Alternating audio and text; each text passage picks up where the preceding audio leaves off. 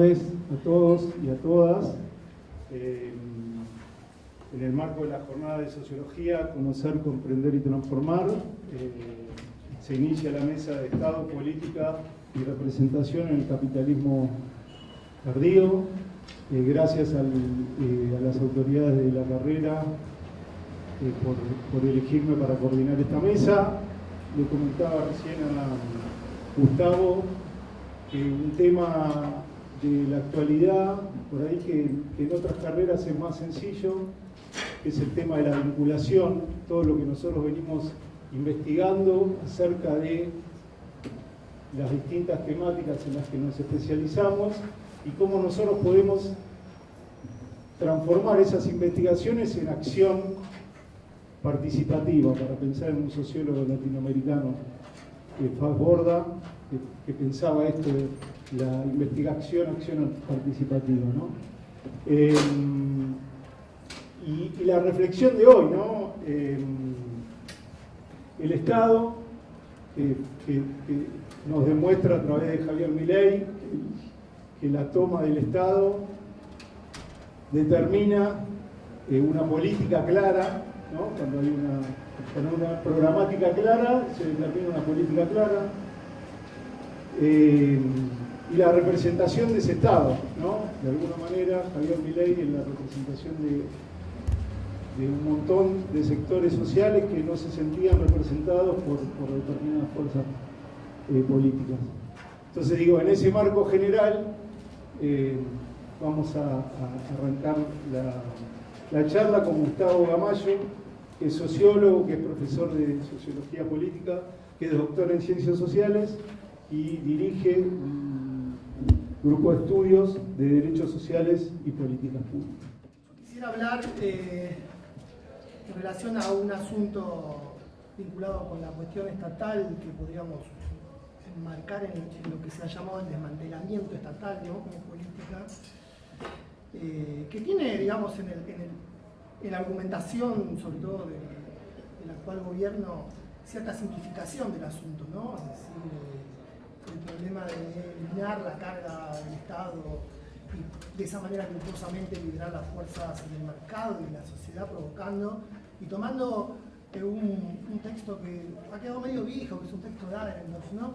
Que hablaba de la revolución de las provisiones, ¿no? Una suerte de expansión capitalista bastante simplificada en cuanto a la confianza en ese procedimiento, pero que también me parece que vale la pena hacer una pequeña visita a algunas discusiones que estamos asistiendo sobre los 90, ¿no? En relación con la problematización estatal en los 90, como política también de reforma muy agresiva respecto de lo que estamos asistiendo ahora. Entonces, yo me he dedicado sobre todo al estudio de la política social del Estado en Argentina, junto con los colegas del grupo de investigación que mencionábamos recién. Cuando uno mira los 90, por una parte aparece una agenda de reforma que tiene un contenido muy determinante respecto de lo que podríamos llamar el Estado keynesiano, el Estado empresarial, ¿no? La intervención económica del Estado. Hay una fuerte eliminación de empresas, ya sea por desregulación, ya sea por desmonopolización, por privatización. Son aproximadamente, según los números que uno puede estimar, 120 empresas, desde unas muy chiquititas que estaban en manos del Estado por quiebras y actuaciones estatales, hasta las grandes empresas públicas que tenía nuestro país en ese entonces. El principal empleador de la Argentina eran esas grandes empresas, ¿no? Si no había empresas privadas con ese tamaño, Ferrocarriles Argentinos, por ejemplo, YPF y demás. Ahora, cuando uno mira el Estado social, a mí me parece una cosa muy distinta que no sé si ha sido bien tematizado, que es lo que en algún trabajo previo hemos llamado un momento arquitectónico del Estado de Bienestar de la Argentina, ¿no? Es decir, lejos de la idea del desmantelamiento o de la idea de la extinción, lo que aparece es una transformación profunda en el marco de una transformación mucho más profunda de las condiciones materiales de vida, en particular del mercado de trabajo. Entonces, ¿qué es lo que pasa en ese momento? Primero, la provincialización de los servicios universales hacia la provincia, ¿no? cuestión que determina buena parte de lo que sucedió después y de lo que también está sucediendo ahora. Segundo, un conjunto de reformas legales de gran alcance.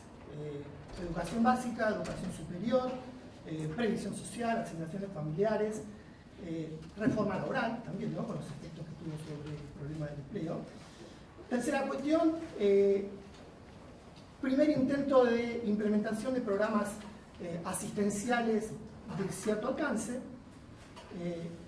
Cuarta cuestión, una transformación muy fuerte de la institucionalidad, es decir, con la creación de nuevas instituciones. Una de ellas, la ANSES, por ejemplo, que aparece como una especie de un intento de una residualidad en la transformación de la previsión social, pero que termina siendo lo que sabemos que es la ANSES.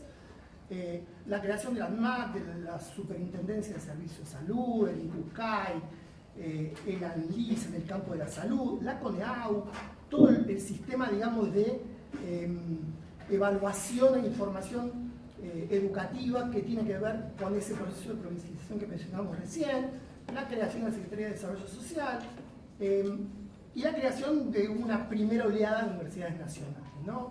El San Martín, UNTREF, La Matanza, la NUCI, otra más, si no me equivoco, creo que y Quilmes, exactamente.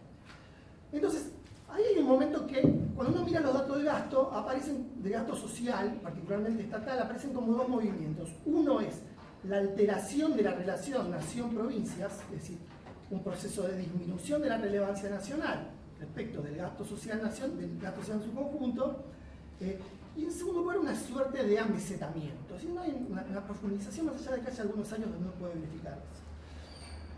Ahora, el segundo momento importante para medir es el momento que viene después de la postconvertibilidad, sobre los gobiernos, sobre todo de los gobiernos kirchneristas, lo que es el momento de gran expansión del Estado social, donde aparece por una parte la ampliación del sistema universitario, la ampliación de la cobertura de todos los sistemas de transferencias, ¿no? La UH, la moratoria previsional para los, llamémosle, los dos grupos pasivos, la expansión de las transferencias a las poblaciones que deben de trabajar, la expansión de las promesas legales, ciertas reformas legales también importantes, por ejemplo, de educación básica y el sistema previsional, la ampliación hacia nuevos públicos, fundamentalmente el sector de trabajo informal, y también hay nuevos públicos escolares que se incorporan al sistema educativo de manera importante en ese periodo.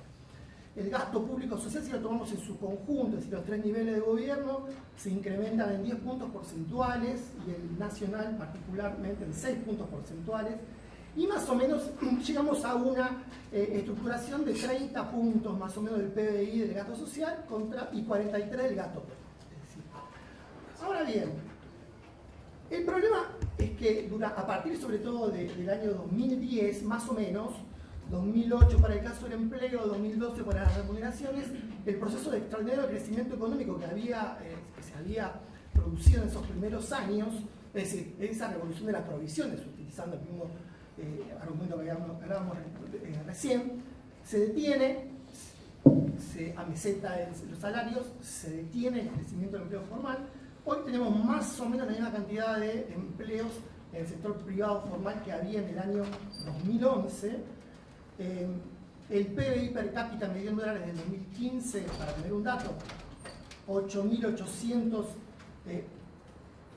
per cápita, 8.800 en 2002, 14.000 en 2011 y 12,9 en el 2023. Es decir, una situación donde por una parte se verificó el incremento de la importancia de la actividad estatal en un contexto de ausencia de prosperidad material, un crecimiento económico que lo pudiera financiar y sostener durante buena parte de ese periodo. En ese contexto, digamos, lo que podríamos llamar es una suerte de crisis de la sociedad empleadora, es decir, el incremento del precariado, el incremento de la sobreexplotación de la fuerza de trabajo, el incremento de trabajadores pobres que se empieza a verificar en los estudios, sobre todo a partir de la pandemia. Entonces, hay un proceso paradójico de expansión de la política social extraordinaria e incomparable desde el punto de vista de cualquier registro anterior, y a su vez un incremento del empobrecimiento masivo. Y creo que en esta relación aparece, sobre todo hacia fines de los años del gobierno anterior, una suerte de cuestionamiento de cierta dimensión pública del Estado, un incremento de una narrativa antiestatal que aparece muy recogido en las investigaciones que podemos encontrar, sobre todo en relación con la aparición de esta nueva sensibilidad política de derecha en los estudios que podemos consultar, ya sea los de Semán, los de Kessler y algunos otros que están dando vuelta, enmarcados en una suerte de sospecha moral sobre todo lo que viene de la mano de la cuestión del Estado. Y en todo caso el gobierno enarbola estas políticas de desmantelamiento, lo que podríamos llamar tres grandes instrumentos, que no son efectivamente instrumentos, pero podemos resumirlos en eso, que tienen que ver, bueno, con la motosierra, ¿no? Con la licuadora, que tiene menos fotos y menos iconos, pero que también es un elemento importante, y con una tercera cuestión que más nos deja entender, que es el tema de una suerte de podadora en relación con el proceso de desregulación, que es bastante complejo de entender y de transmitir. Entonces, en relación con la licuadora, lo que vemos es claramente, a partir del año de la prórroga del presupuesto 2023 hacia 2024, y que sigue hacia 2025, una caída vertical del gasto que afecta a todas las partidas del gasto nacional, con excepción de la asignación universal por hijo, que merece un comentario aparte. Y ese, en todo caso, es un elemento extraordinario de búsqueda de lo que fue finalmente el llamado equilibrio fiscal que el gobierno puede exhibir, ¿no? Si lo miramos en términos proporcionales, hay prácticamente una recuperación de un déficit cercano al 4% del PBI hacia un pequeñísimo superávit, y que, de acuerdo a todos los datos que podemos encontrar, es básicamente el mayor ajuste que hubo en las cuentas públicas en los 31 años previos, de acuerdo a las informaciones que podemos verificar. Se produce un extraordinario deterioro de todas, insisto, las erogaciones del Estado, y donde básicamente en ese proceso de transformación del Estado Nacional que hablamos hace un rato, una de las principales funciones del Estado Nacional es la transferencia de recursos. Es un Estado cajero, ¿no? Ahí tenemos algunas conversaciones con alguna literatura que también Ana ha explorado en relación con eso, ¿no? Es decir, un Estado Nacional que lo que mayormente hace es transferir dinero, transferir a las personas por la seguridad social, fundamentalmente, transferir a las empresas a través de distintos mecanismos que tienen que ver sobre todo con subsidios a las tarifas, por ejemplo, y transferirle a otros niveles del gobierno, por ejemplo a las universidades o las provincias. Todas esas partidas se vieron afectadas durante durante el 2024. El 2025 tiende a estar bastante parejo al 2024 sin recuperar las caídas que mencionábamos hace un rato, y lo que produce en todo caso, insisto, es el empobrecimiento de lo que toda nuestra comunidad ya conoce, que son los salarios universitarios, las jubilaciones. En el caso particular, digamos, de las transferencias de ingresos a las poblaciones en edad de trabajar, se produjo un congelamiento absoluto de los montos a valores de diciembre de 2023, es decir, con la acumulación de la inflación, imagínense lo que significa. Entonces ahí hay un procedimiento donde el gobierno logró, a través de ese mecanismo, esta suerte de logro o éxito que puede exhibir en términos de la obtención del superávit fiscal. Segunda cuestión importante, en esta transformación que hablamos, hay como un proceso en el cual esta suerte de abstención de responsabilidades del Estado Nacional se expresa en el marco de, por una parte, ciertas definiciones simbólicas respecto de lo que el Estado debe o debería o tiene responsabilidad que hacer, y de estas restricciones de carácter material. En este sentido, lo que aparece es un proceso que uno podría llamar de subsidiariedad del Estado Nacional en relación sobre todo con, en primer lugar, con las provincias, ¿no? Ahí hay una tensión que es importante mirar con un poco de detalle, porque tiene que ver con que en este contexto de distribución de responsabilidades entre lo nacional y lo provincial, un conjunto de definiciones que han sido propias del Estado Nacional han recaído en responsabilidades provinciales de distinto tipo. Por ejemplo, la eliminación de los contenidos de la educación sexual integral se expresa en todo caso en, por una parte, una definición de lo que es responsabilidad de las personas o de las familias. El problema de la educación en valores es un problema de cada hogar, el Estado no tiene nada que hacer, y por otro lado es una responsabilidad que cae en las administraciones provinciales que tienen en todo caso intención de mantener ese tipo de intervenciones. Lo mismo pasa con el plan ENIA. El problema de querer embarazarse es un problema de las personas, es un problema de las familias, es un problema del Estado Nacional. Todos los argumentos han sido de carácter ideológico o de carácter económico y no en relación con los contenidos o con los logros del propio plan. Lo mismo uno puede encontrar en relación con la crisis respecto de las inundaciones en Bahía Blanca. El gobierno nacional dice no, la reconstrucción de Bahía Blanca es un problema de los municipios o de la provincia, no es un problema del Estado Nacional. Uno puede encontrar lo mismo, por ejemplo, en el campo de la salud, donde el gobierno nacional acaba de anunciar que es el último año donde el Estado Nacional se va a ocupar de los exámenes de residencias médicas. A partir del año que viene lo va a hacer cada provincia. Entonces, ahí hay una profundización muy importante de este asunto y que tiene en todo caso como efecto, insisto, esta cuestión de la subsidiariedad creciente respecto de la responsabilidad de las provincias. Entonces, este desmantelamiento del Estado Nacional, y hay que mirar con un poco de detalle, porque en definitiva, también la capacidad de intervención del Estado Nacional ha sido muy limitada y ha estado mucho más marcada en este tipo de cuestiones que mencionamos, sobre todo las transferencias de ingresos, la relevancia del ANSES para entender el Estado Nacional. Pero por otro lado, digamos, en el campo de lo simbólico, aparece esta idea de subrayar la capacidad de los individuos con su esfuerzo personal como el único medio para obtener esto que el gobierno dice que es el acceso a la propiedad. El Estado no se mete, se desarrolla cada individuo de la manera que sea, y eso en todo caso es un ideario bastante conocido del pensamiento que encarna parte de este tipo de manifestaciones gubernamentales. Entonces, ¿cuál es el elemento que es más complejo de entender? De acuerdo a lo que informa el propio gobierno, se modificaron 1.246 normas, ¿no?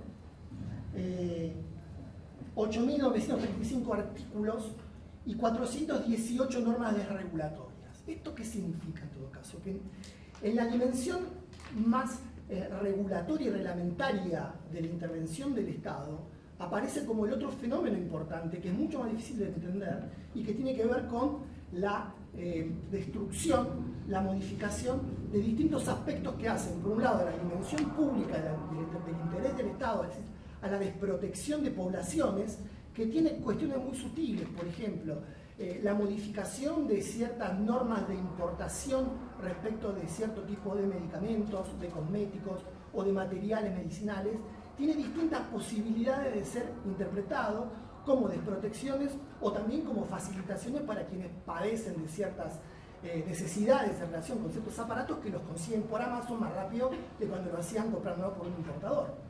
Y por otra parte, la destrucción, insisto, de lo que pueden ser elementos que tienen que ver con la vigilancia de la sanidad en relación con la composición, por ejemplo, de alimentos, cosméticos, medicamentos o cualquiera de esas cosas.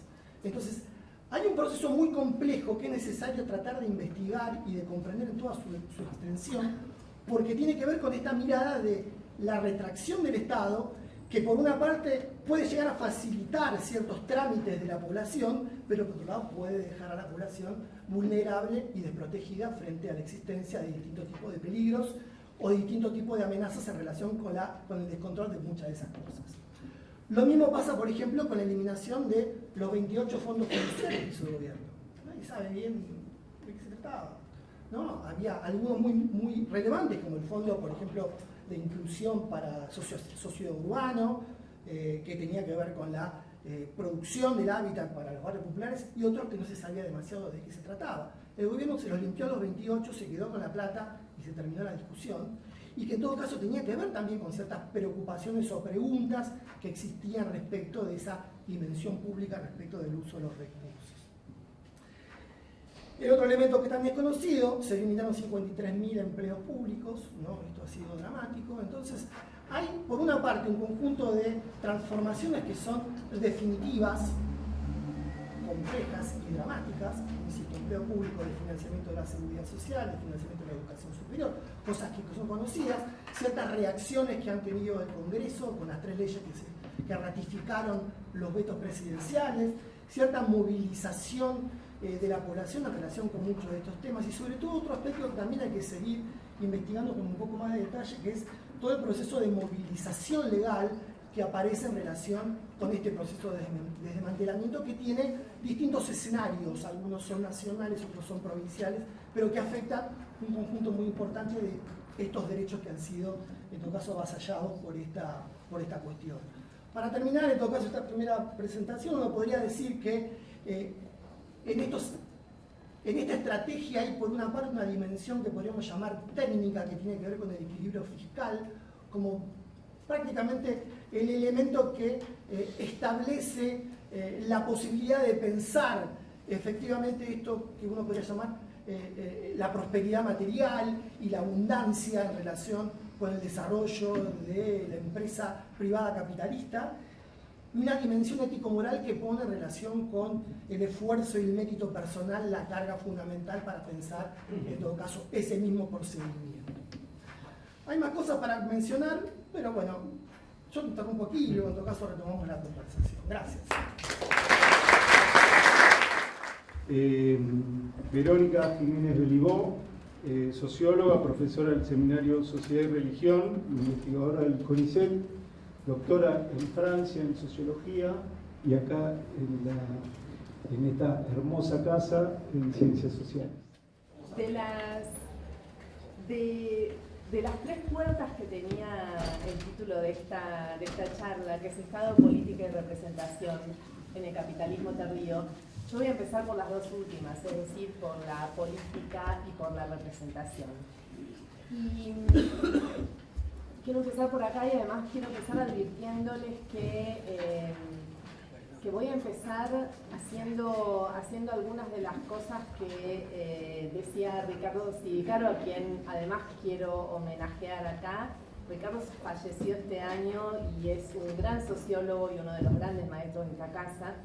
Y él estaba en mi tesis, era jurado de mi tesis de doctorado y me dijo, a veces mirar las cosas chiquitas dice mucho sobre la sociedad. Las cosas grandes para él eran estudiar el peronismo y estudiar el Estado. Y yo claramente no los estaba estudiando y claramente sigo sin estudiarlos. Así que sigo por las cosas que parecen de costado. Y todo esto para decirles que voy a hablar hoy de un tema clásico de la sociología, de un tema central en el tema clásico de la sociología es el carisma, el tema central para nuestra sociedad es el carisma de Milei, pero las cosas que voy a mencionar sobre el carisma de Milei son cosas que me parece que son un poco tangenciales, pero no por ello menos importantes.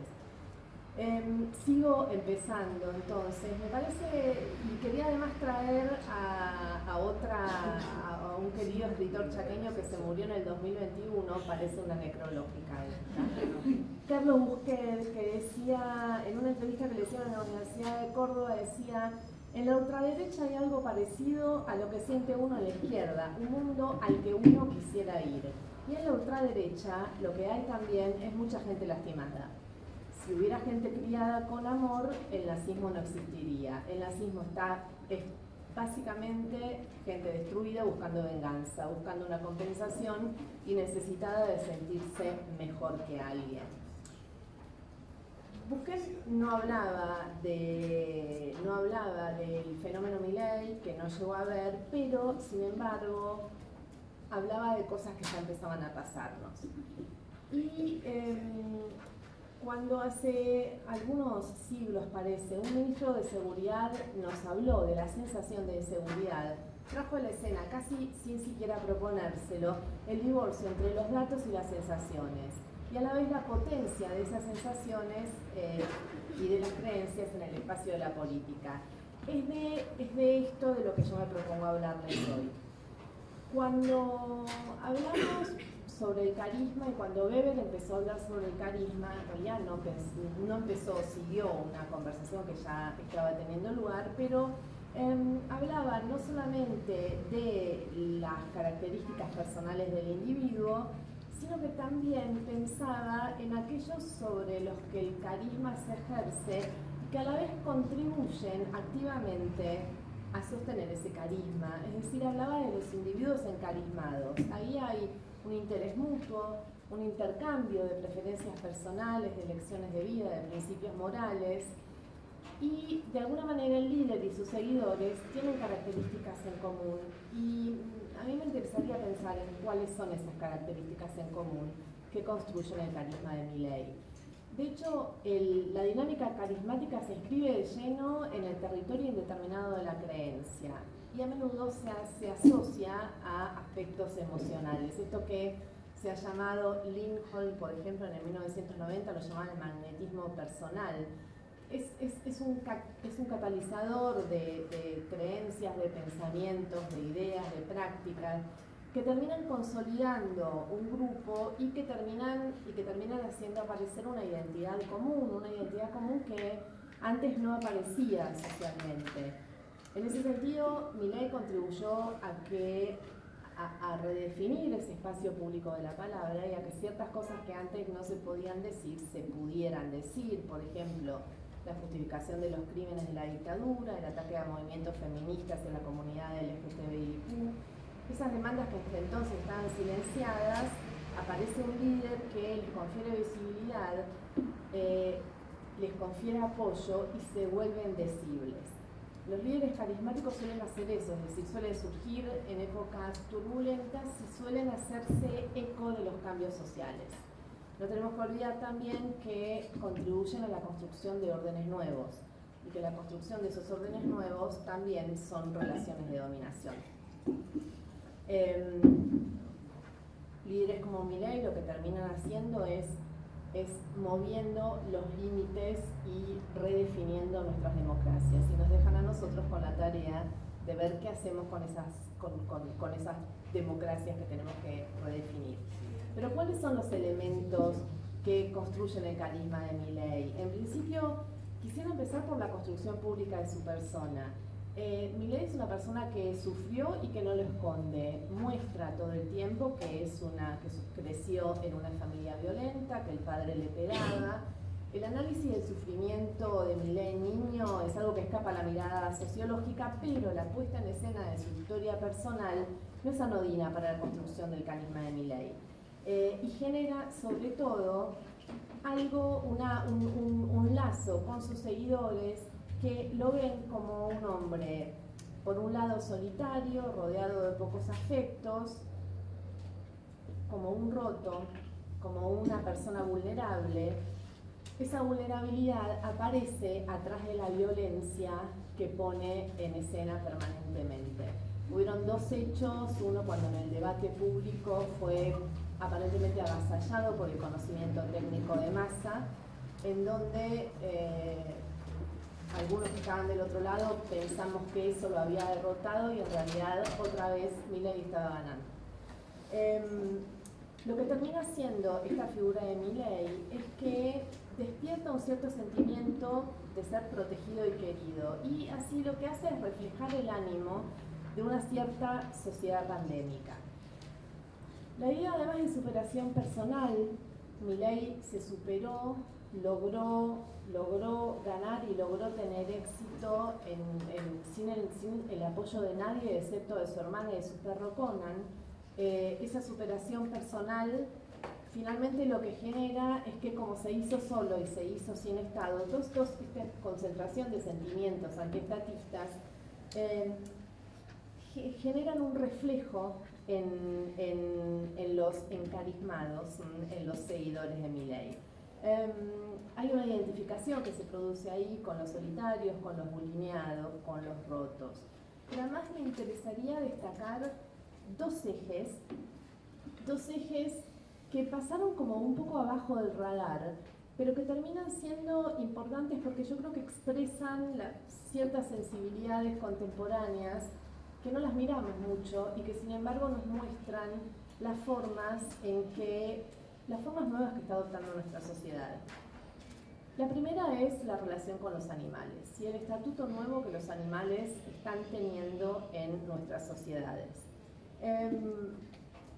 La movilización de los animales en el discurso político no es un invento de Milei. No nos olvidemos que en 2013 Cristina se sacó unas fotos con su perro Simón que le había regalado el hermano de Chávez, expresidente de Venezuela. En 2016, Macri subió al perro Balcarce al sillón presidencial y en 2019 Alberto Fernández se pasó con su collie Dylan, que lo llama así. Bueno, pero ahí ves, para mí había otra cosa, porque lo de Perón con los caniches era a la vez amor y ridiculización. En todo, ¿no? Había una mirada irónica sobre el tener caniches, era como tener con una correíta la oligarquía. En cambio, todos estos otros perros que estoy mencionando ahora son perros que permiten mostrar otro registro de la enunciación, muestran la dimensión afectiva del líder, lo muestran al líder más cariñoso, más sensible, pero con Milei es otra cosa. ¿Por qué es otra cosa? Porque la relación de Milei con Conan es uno de sus únicos apoyos emocionales, el otro ya vimos es la hermana. El perro de Milei se convierte además en un puente de relación de Milei con la divinidad. Vamos a ver que el segundo tema del que les quiero hablar es de la religión o de la religiosidad de Milei. Pero cuando el perro de Milei muere y él lo clona, lo que termina haciendo es poniéndoles a sus 4 perros clonados los nombres de Murray, Milton, Robert y Lucas, condensando así un espacio simbólico que muestra su memoria y expresa la identidad. Los nombres de los perros son un programa político, a la vez una memoria fantasiada y la utopía de un proyecto anarcocapitalista. Ahora, ¿es solo la fantasía de Milei? Y aquí es donde nos interesa mirar un poco los datos y decir, no es solo eso. Solo en la ciudad de Buenos Aires el 41,3% de los hogares tiene un animal doméstico, lo que representa 16 perros y 12 gatos por cada 100 personas en 2022. Nada más. Esto es lo que dicen los datos de la encuesta de la ciudad de Buenos Aires. Pero puede estar subdeclarado, creció casi 10 puntos porcentuales en 20 años. De todas maneras, además de crecer el número de animales domésticos, lo que pasa es que cambió también el estatuto, cosa que se había ya visto en la literatura. En la literatura latinoamericana, el animal pasa de ser algo extraño, algo peligroso, muestra de lo salvaje, a ser un familiar que debe ser protegido. Eso es lo que ese cambio de la frontera entre hombres y animales muestra también, refleja también un cambio, una redefinición de subjetividades y las relaciones con el medio ambiente. No voy a tener aquí tiempo de hablar de cómo además el mercado sostiene y apoya activamente todas estas transformaciones con las veterinarias, con el crecimiento de psicólogos para animales, de obras sociales para animales y de sistemas de salud y sistemas de entierro, por ejemplo, para animales. Uno de estos profesionales es la profesional que le enseña a la hermana de Milei a comunicarse con Conan. Pasamos entonces al segundo de los temas, que es la comunicación con los muertos. Otra cosa que aparentemente desde los espacios progresistas nos reímos como Milei se comunicaba con un perro muerto, y resulta que el 40% de las personas habla con sus seres queridos difuntos. Entonces nos estamos riendo del 43% de las personas que tienen animales y nos estamos riendo del 40% de las personas que se comunican con las personas que quieren y que están fallecidas, ¿no? Por ahí, digo, tal vez en ese nivel podamos encontrar algunos de los porqués de esa adhesión de los encarismados a Milei y por qué se sostiene ese carisma. Milei, desde el punto de vista religioso, es un buscador. Es un tipo que nació católico, hizo una escuela católica, está bautizado, pero que en su relación con la divinidad prefiere hacer como la mayoría de los argentinos, es decir, relacionarse con Dios por su propia cuenta, por iniciativa propia. No se relaciona con la divinidad a través de las instituciones, a través de la institución iglesia. Es más, busca lo que le parece que quiere encontrar. Una de esas búsquedas es con el judaísmo. En la pandemia, de hecho, encontró a un rabino y en esta relación con el rabino se encantó Milei con el judaísmo, fue al Muro de los Lamentos, se muestra con simbología judía de manera ostentatoria. De hecho, es un acercamiento, el acercamiento de Milei al judaísmo es ostentoso y es estético. Se muestra con kippah, con el shofar, se emociona, llora frente al Muro de los Lamentos, y también tiene que ver, como otros líderes latinoamericanos, con un alineamiento geopolítico a nivel mundial. Mostrarse cercano a Israel también significa mostrarse cercano a Estados Unidos, pero en el caso de Milei, lo interesante es que esto expresa mucho más que esto. Expresa una lucha cósmica, además, porque el alineamiento de Milei con Chabad Lubavitch, que es una corriente hasídica del judaísmo, muestra el verdadero judaísmo en contra de una suerte de judaísmo izquierdista que era que había dominado en la Argentina hasta entonces. Recuerden el judaísmo que dialogaba con el comunismo, con el anarquismo. Milei se considera el ganador de ese judaísmo, porque de hecho Milei concibe la arena política como una lucha cósmica entre el bien y el mal, y en eso las fuerzas del cielo y las fuerzas de la oscuridad están en un combate, y eso supone además posibles alianzas que no le hacen asco a casi nada. Por ejemplo, el judaísmo de Milei no tiene ningún problema en juntarse con los evangélicos de Milei, que hace algunos días se juntaron y lo bendijeron en la Casa Rosada, ni tampoco con los católicos tradicionalistas, que en principio había traído Victoria Villarruel y que ahora, bueno, están un poco peleados. Quiero terminar diciendo que lo que finalmente trae Milei, además de su carisma, es la utopía. Como todo líder carismático, Milei se piensa, además casi en términos de profeta, es un agente del cambio. Como agente del cambio, además muestra esas cualidades extraordinarias, y esas cualidades extraordinarias le permiten reorganizar simbólicamente el pasado y proyectar un futuro utópico. Ahora, este futuro utópico está basado también en el elemento del carisma, que es un elemento frágil. El carisma es frágil porque el carisma depende del cumplimiento de las promesas. Por ahora a Milei esto le viene saliendo. Ahora, no sabemos hasta cuándo le va a salir. Cuando deje de salirle, nosotros vamos a estar acá y vamos a seguir luchando por una sociedad más justa. Muchas gracias. La decana de la Facultad de Ciencias Sociales, Ana Arias, trabajadora social, doctora en Ciencias Sociales y también profesora de la casa. Yo voy a hablar de los temas que vengo estudiando. Y lo que quería plantear, cuando me decían el tema, es que uno de los temas que más me preocupa, yo trabajo política social, al igual que Gustavo, es que hay una serie de cuestiones que hacen dudar acerca de la centralidad que en otro momento tuvo la política social, pero más que de la política social, a mí me gustaría poner en duda el lugar de lo social tal cual lo conocimos hasta ahora. Y hay un montón de cosas, se desarman las estructuras institucionales, ahora voy a hablar un poco sobre eso. Hay enorme enojo en sectores populares sobre las prestaciones sociales y disminuyen las vocaciones sociales. Disminuyen las vocaciones sociales es el tema de todas las reuniones de los consejos de decanos, pero además en el mundo disminuyen, por ejemplo, las vocaciones vinculadas a lo educativo. Faltan maestros en el mundo, en todos lados. Es una, digo, como para pensar esos datos. Y la forma en cómo pensamos a lo social, acá lo estudiamos y es una cuestión que se estudia en las primeras materias, no es producto natural de nada, sino una forma de construcción social, de vínculo social. El famoso libro de Doncelot, de la invención de lo social, Doncelot decía, lo social es una forma de coexistir.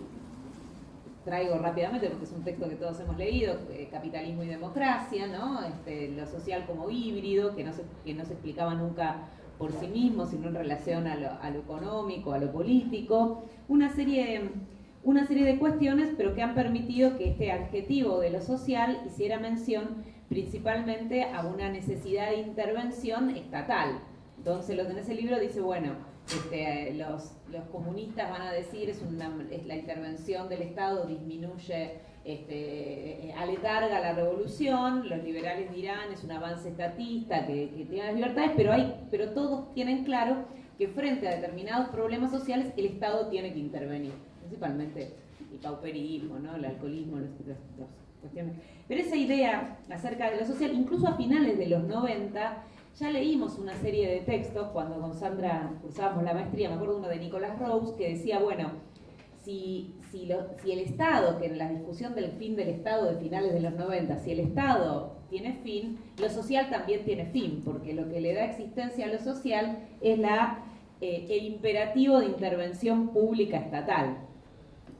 Y yo no quiero, digo, cabría volver a leer esas discusiones de finales de los 90, pero hay ahí una pregunta acerca de si necesariamente lo social y el conflicto social va a seguir expresándose de la manera que lo hicimos.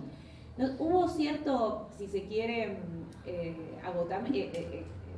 cierta idea que quiero trabajar ahora en un ratito también de inflación discursiva alrededor de algunos de los objetivos de intervención social, que me parece que nos hicieron algo de daño, pero llegamos a tener garrafas sociales, que eso es fantástico, es un ejemplo hermoso para dar clase, porque preguntar qué diferencia una garrafa social de una garrafa no social.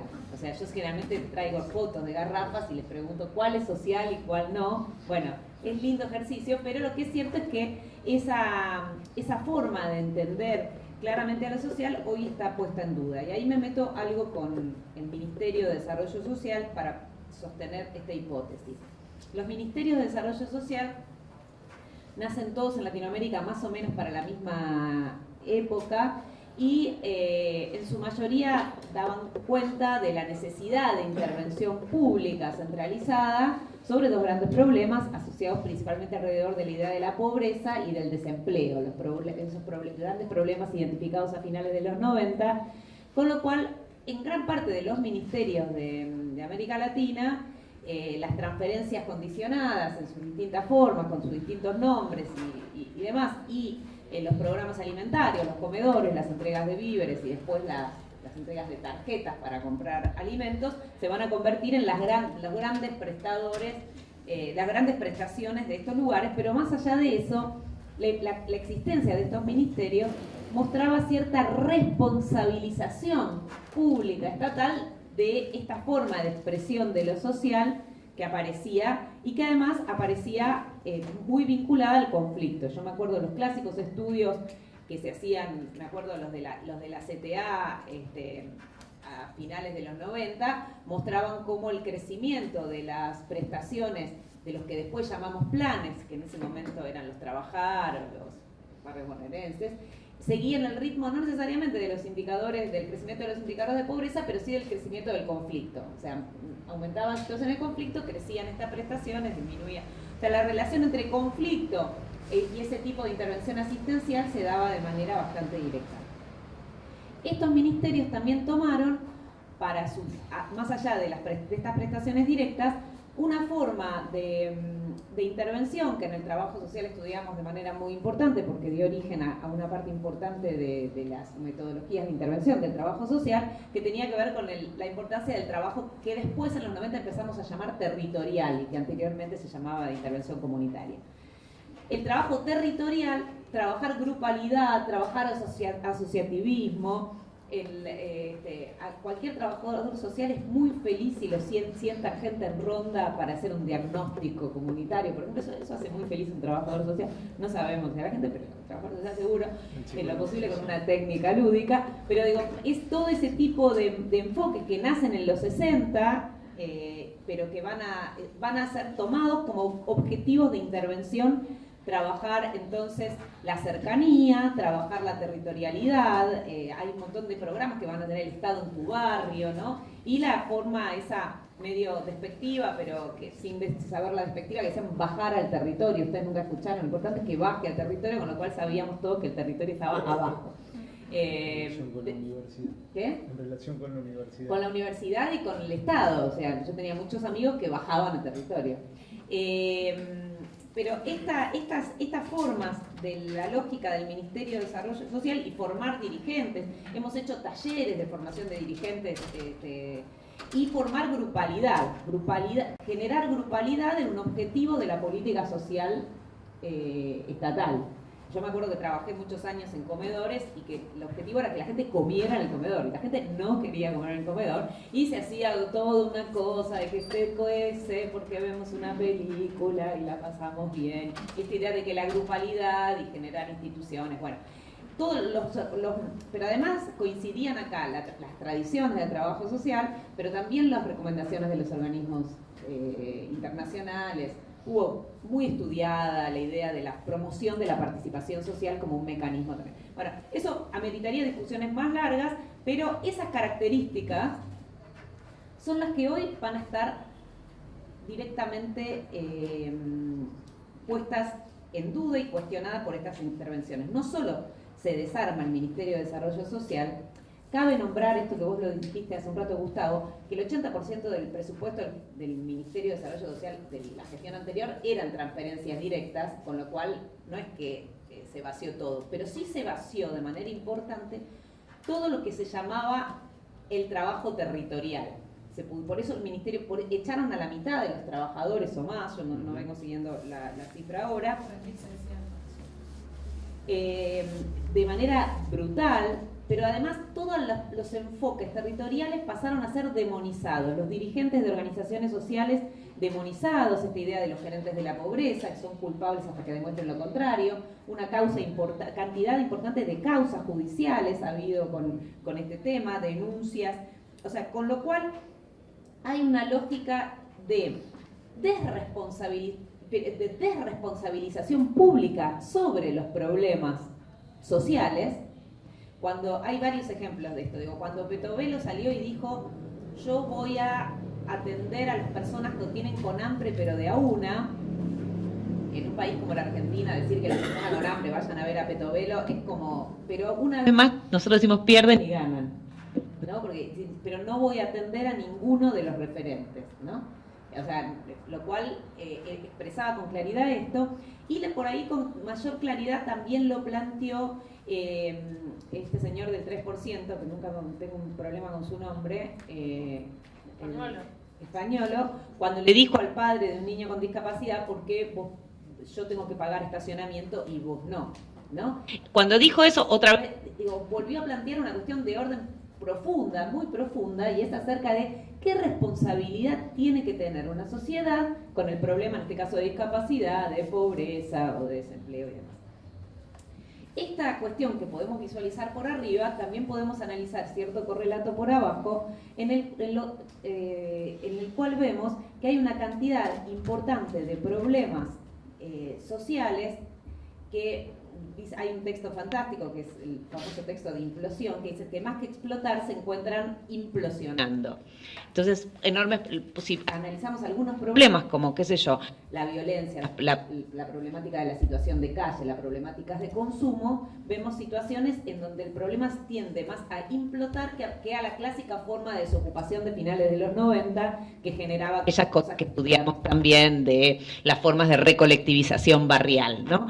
Lejos de eso, estamos asumiendo una etapa en donde lo social se expresa, lo que nosotros denominamos social, se expresan formas que pueden ser perfectamente explicadas como no sociales. De hecho, el pare de sufrir es una forma clásica de poder demostrar esto, esta clásica idea de que vos proyectás aquello que no resolviste en tu interior, ¿no? Bueno, hay una cantidad de formas o las explicaciones, o algunas formas de explicación divina sobre los determinados problemas, desocializan, podemos decir, las formas de explicación de los padecimientos que, como siempre nosotros estudiamos, para que una forma de sufrimiento, de padecimiento, de necesidad o deseo se transforme en una demanda, tiene que haber cierta politicidad. Bueno, eso hoy no se da de manera tan clara y no tenemos, además, nosotros, me parece que hay una cosa compleja y es que tenemos muchas menos termómetros, no solo las dirigencias, no solo las instituciones, sino también las militancias, para poder captar otras formas de procesamiento de este conflicto. Y como nosotros sabemos que la relación entre política social, asistencial y conflicto siempre ha estado muy unida, la forma en cómo esto a futuro se exprese va a depender mucho de cómo logre procesarse estas formas de conflicto y de sufrimiento. Porque sufrimiento hay.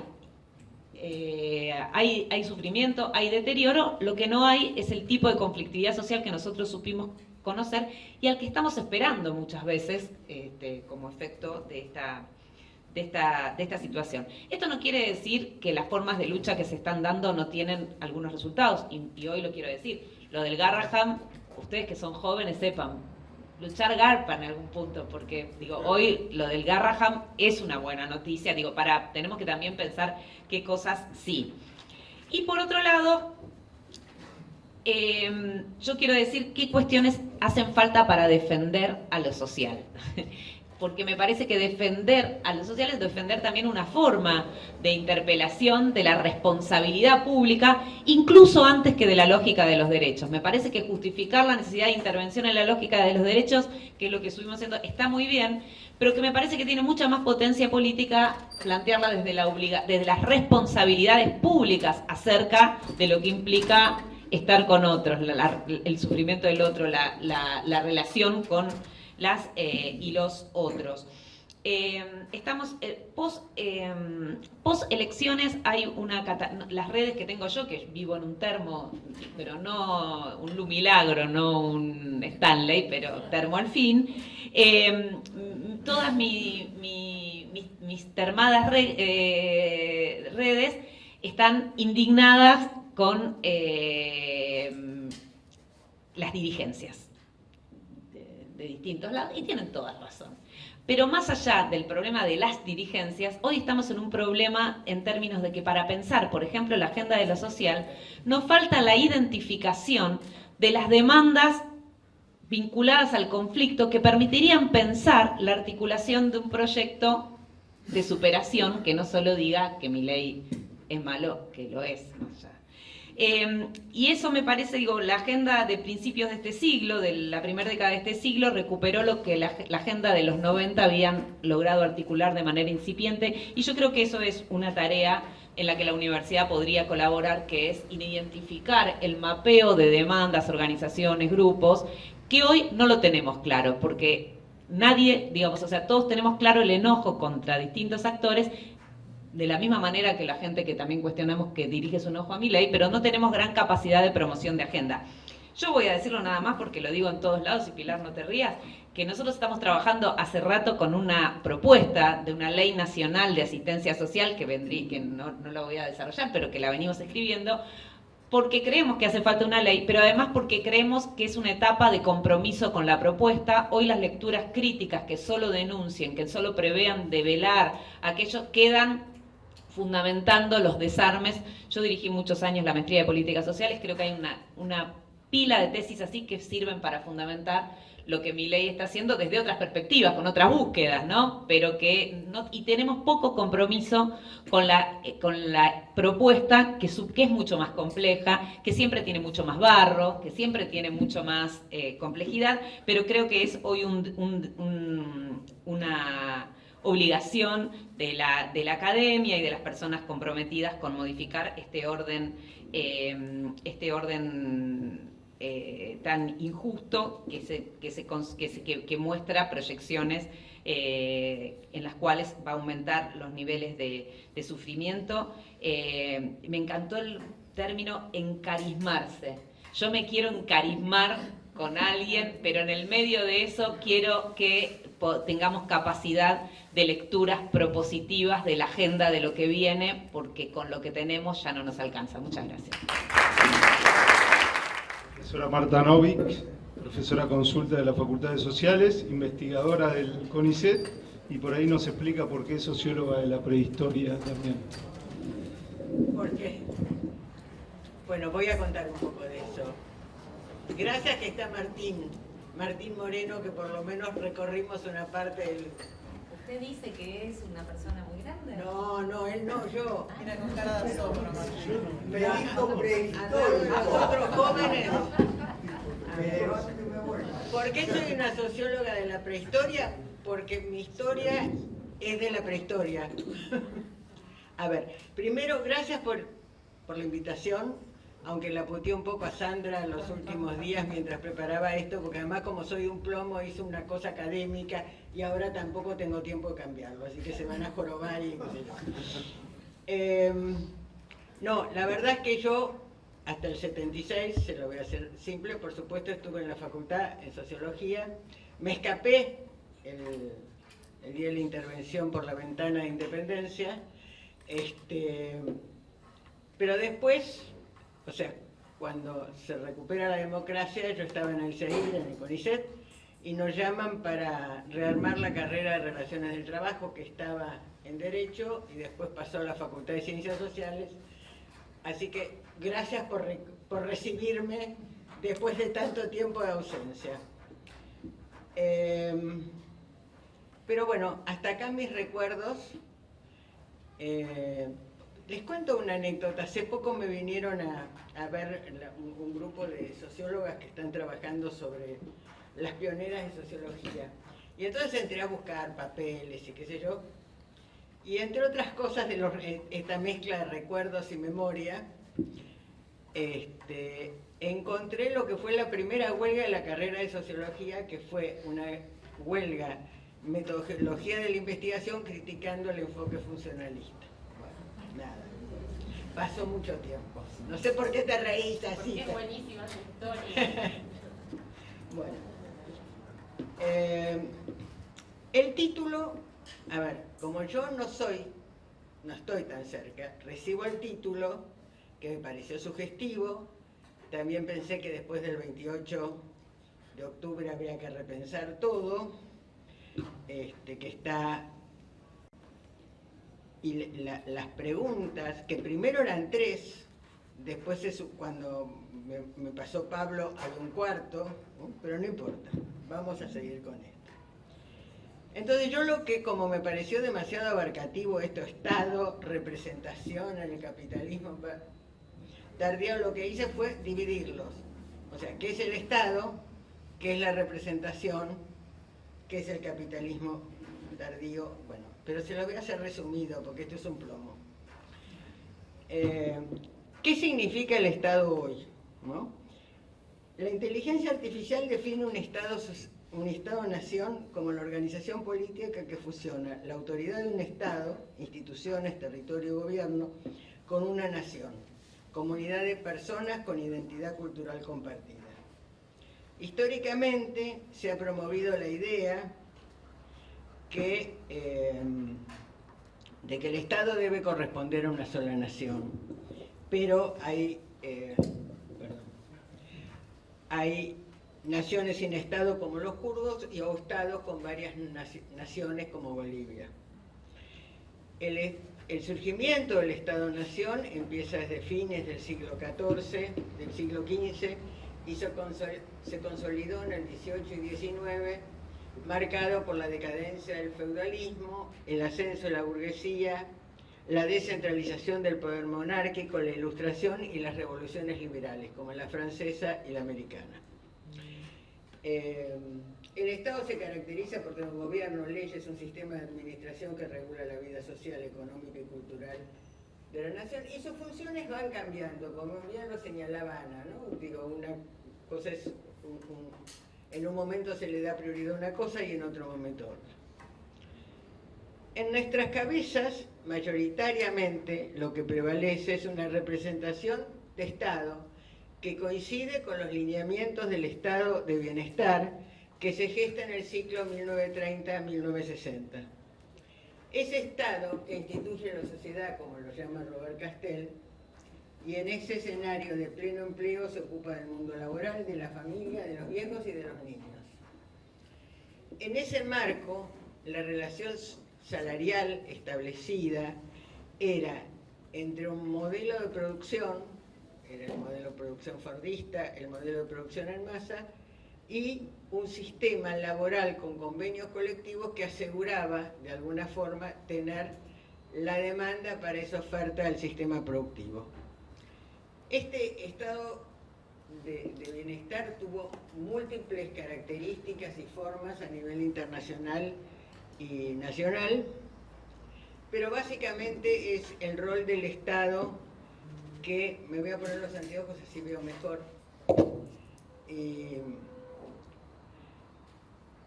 básicamente es ocuparse de la sanidad, de las pensiones, es ocuparse del bienestar de la gente y avanzar en contra de la desigualdad.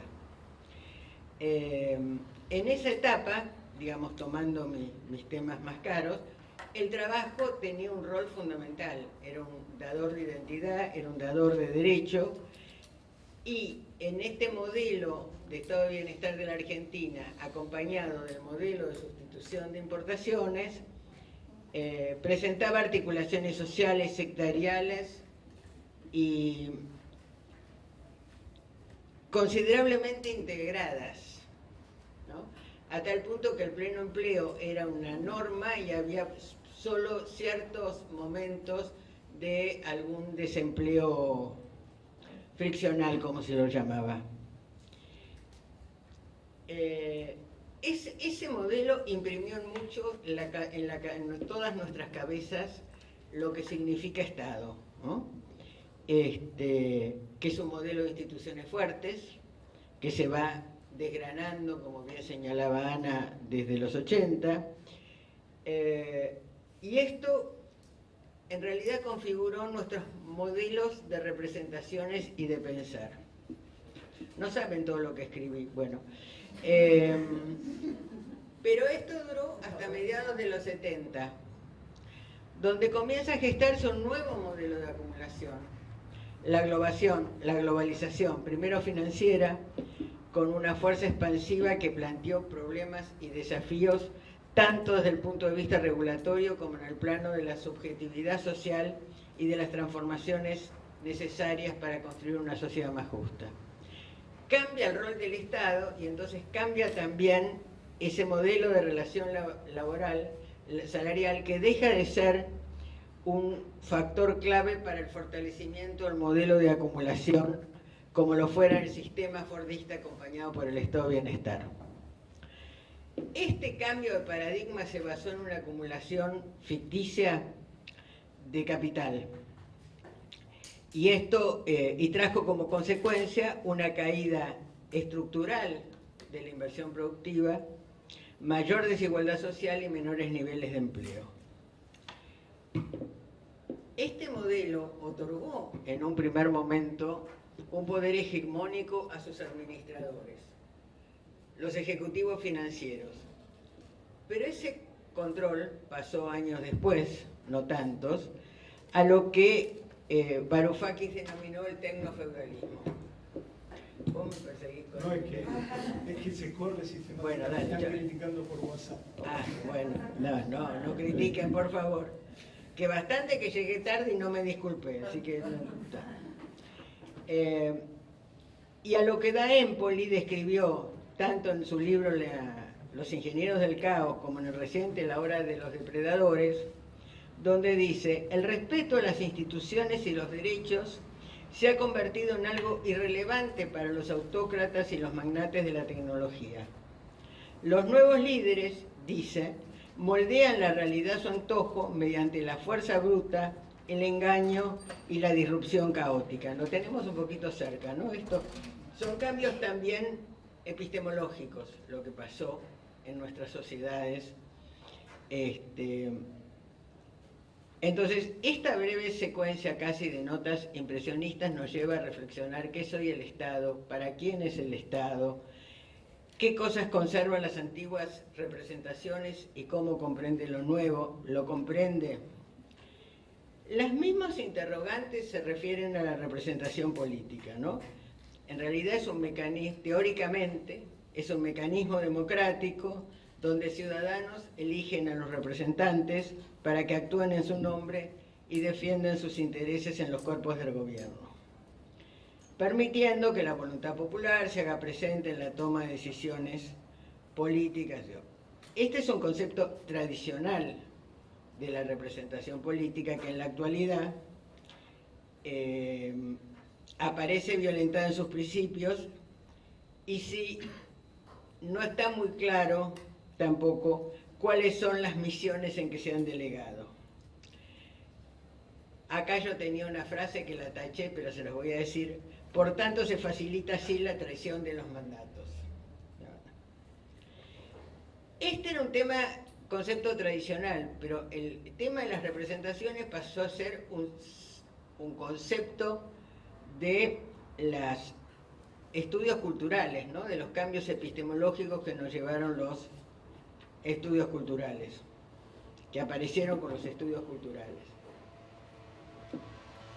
Ahora hay una fragmentación de las pertenencias colectivas, se convirtió en este tema de los estudios culturales también por esta segmentación.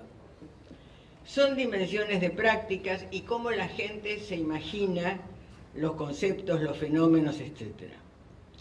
Estas subjetividades se van transformando permanentemente y van cambiando.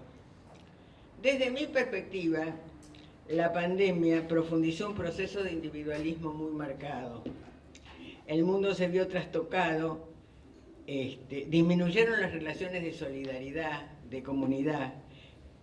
El mundo se vio trastocado, pero también con el resurgimiento de los derechos, con el acompañamiento de la gente, ¿no? Tanto en las representaciones políticas tradicionales como en la emergencia de nuevos colectivos, pueden ser misóginos, antisemitas, antivacunas, especialmente antiinmigración, antisocial, digamos, en la línea de lo que planteaba Ana. Y esto son dinámicas teóricamente asociadas a la modernidad. Las más frecuentemente referidas son sin duda la cambiante dinámica sociocultural, la creciente globalización del ámbito público y la simultánea fragmentación de los espacios personales, la creciente apertura a una noción de sujeto compelido a tomar decisiones sobre su propio destino, que es lo que planteó Giddens en el 94. Bueno, voy a pasar porque no importa. Si quieren después se los mando y los leen. El otro tema es el del capitalismo tardío, ¿no? Está caracterizado, de vuelta recurro a la inteligencia artificial para esto, como una etapa del capitalismo caracterizada por la globalización, la expansión del consumo, todas las esferas de la vida, la innovación constante y la mercantilización de la cultura. Se distingue por la internacionalización y centralización del capital, la automatización en la producción y un fuerte énfasis en la cultura de la imagen y las redes sociales.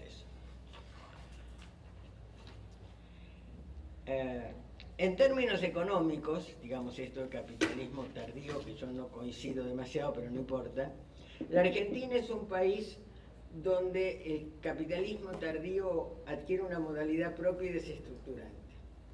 Por una parte es un modelo económico donde la dinámica de su economía está caracterizada por un stop and go, lo cual le impide y debilita un crecimiento económico significativo y significativo.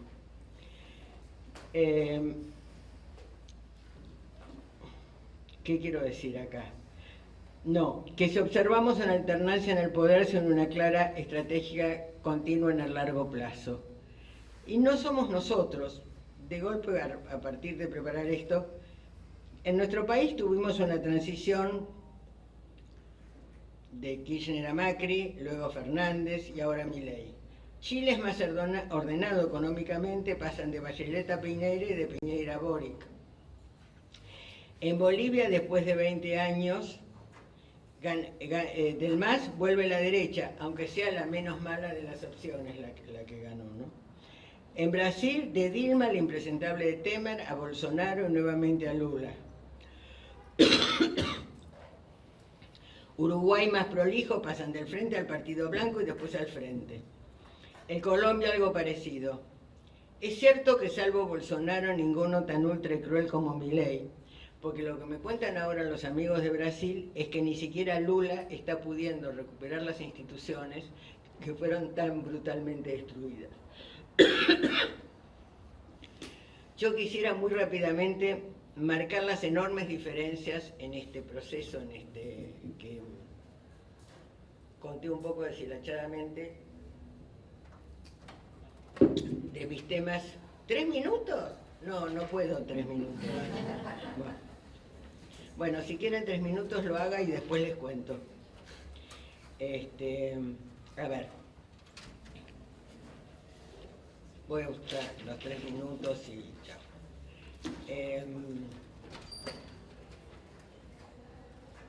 En resumen, estamos mal. Sí. Pero el futuro no es algo que se nos viene, sino que es algo que se construye, y esto se hace entre todos.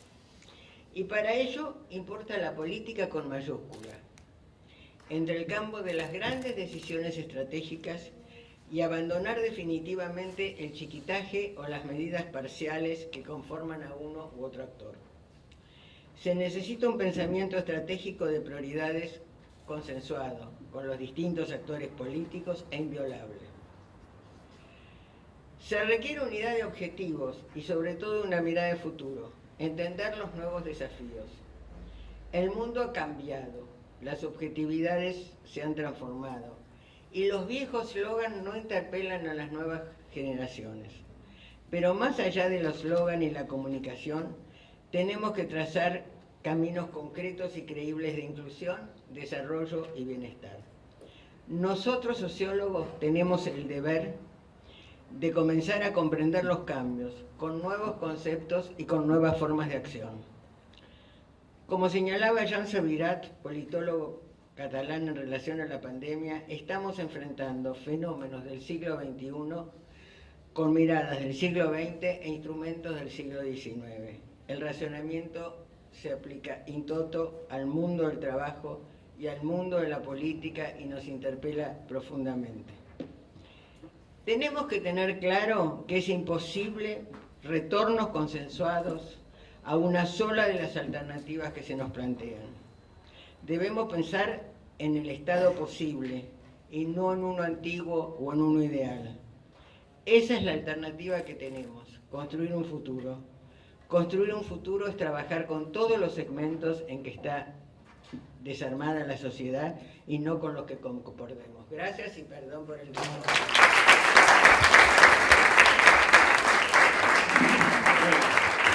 No fue una ponencia académica, fue más una ponencia política. No sé si se usa mucho eso, pero me parece que uno se puede sentir orgulloso de una docente de la casa que cierra así. 2 o 3 cuestiones. Hay algo inevitable que sobrevoló en las 4 intervenciones. Hay algo de problema durkheimiano en esto que nos está pasando. Hay una técnica que se desarrolla a un ritmo al cual no llegamos a adaptarnos y no tenemos normas para relacionarnos. Bueno, ni entenderlo, por supuesto. Y yo pensaba, eso y el Durkheim más viejo que critica la ley de la herencia, ¿no? Y el problema de los mega ricos que tenemos en la actualidad, y ese problema, que es un problema, ¿no? Y entonces quiero volver atrás. Hay algo de anticíclico que debemos plantear. El desarrollo es un invento social. La idea de desarrollo es un invento social. Y nosotros tenemos que tener la capacidad de discutirla y decir que así como están dadas las condiciones, vemos que el tren choca, nos damos cuenta que el tren choca y seguimos el tren, ¿no? Entonces hay algo ahí que hay que darle una vuelta para pensar, ¿no? En esta idea de capitalismo tardío hay algo del capitalismo, y esto que decía Marta de Brasil, ¿no? Entonces sube Lula y el condicionamiento que tienen los gobiernos después de un gobierno, como pasó con Alberto, después del gobierno de Macri, y lo que va a pasar con mucha suerte, si es que tenemos Argentina y sociedad, cuando se vaya Milei y política, ¿qué va a pasar con el gobierno que tenga que venir? ¿Qué tiene que hacer? para dar vuelta a todo esto que estamos padeciendo y sufriendo. Hay un pesimismo estructural en lo que estoy diciendo, no quiero cerrar con esto, pero me parece que hay algo que nosotros debemos y tenemos que pensar. De lo que decía Gustavo, hay algo de la discusión que después del 89 no se discutió más, que es el Estado, era el Estado social, como decía Ana, y dejó de plantearse el Estado empresario como posibilidad. Y no es que en otras sociedades el Estado empresario no exista. Los chinos tienen empresas estatales, empresas mixtas y empresas privadas. Y compiten entre ellas. O sea, y al no estar el Estado empresario, el Estado social se desfinanció absolutamente más. Entonces pasa el problema que Gustavo decía, bueno, cada día hay menos plata para asistir. Y entonces, en un momento, la cantidad de gente que se sentía beneficiada por el Estado, cada día estaba más lejos del Estado, ¿no? Estaba cada día más lejos del Estado. Entonces, nosotros aparecimos en el 2023 defendiendo los derechos que existían y que había que defender, y el 40% de la población argentina no sentía, no percibía un acercamiento de ese Estado. Entonces también eso es algo que hay que reflexionar. Si no aparecemos, digo esto independientemente de cómo cada uno se sienta políticamente, más cerca del peronismo, más cerca de la izquierda, digamos, hay algo ahí de una cuestión que tenía que cambiar, hay algo que debe cambiar. Todos sabemos que debe cambiar, y el abanderado de cambiar esas cosas, con las recetas que el abanderado tiene, que fue Milei, las cambió. Algo que no funcionaba, no digo que lo haga funcionar, digo que propuso el cambio y fue revalidado en esta última elección. Podemos decir fue menos gente a votar, podemos decir un montón de cuestiones, pero fue revalidado. Porque el progresismo, la sociología es una demostración de eso, ingeniero social o revolucionario, ¿no? Cualquiera que quiso estudiar sociología lo hizo como un ingeniero social, alguien que va y ordena la sociedad y la acomoda, pero para mejor, o alguien que quiere transformarla desde su raíz, ¿no? Hay algo de eso en todo sociólogo. Bueno, no hay una propuesta de país, hay algo que le propuse a la decana hace un montón de tiempo, que hay que construirlo colectivamente, que no es decirle, decana, usted tiene que hacer esto, pero digo, hay algo de generar un proyecto societario que nos debemos como facultad, de pensar un proyecto societario. Bueno, Ana dice un proyecto de ley, perfecto, pero digo, tenemos que pensar un proyecto societario.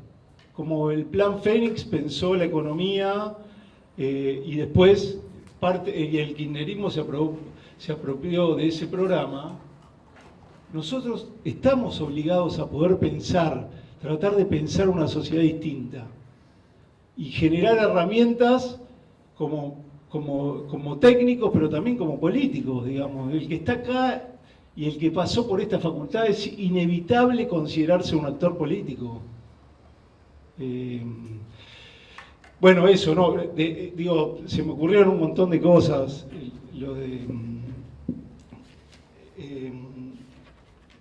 Hay algo que revisar, algo del estadocentrismo. Lo de Verónica también me pareció espectacular, digamos, porque algo simeliano, algo de microsociología, de meterse en lo que pasa por abajo. Y esta idea de la sociedad rota, tenemos una sociedad rota.